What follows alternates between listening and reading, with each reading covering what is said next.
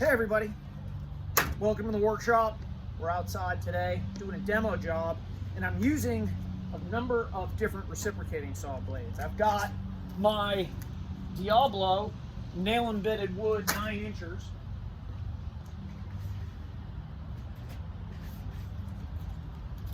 I've got carbide 9-inch metal, and I've got 9-inch pruning blades, all to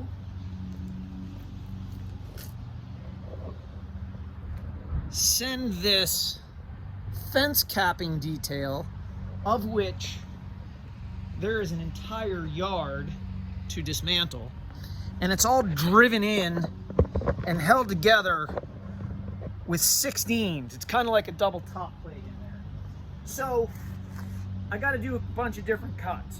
I've got nail embedded wood, but some of these are off the top of the fence post, so I only have metal. So I'm cutting them with these metal cutters. And I'm having these 8 to 10 foot long sections. So that is the domain of this carbide cutter right here. But the whole point of this entire video is a quick tip on how I like to store otherwise unstorable kinds of blades. If you cut and open the package, you just rattle around in a drawer, toolbox, or whatever.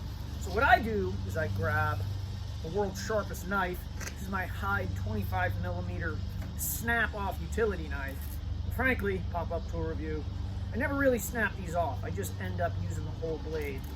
Topic for another day? I think so. But what I do with it is I gingerly just slice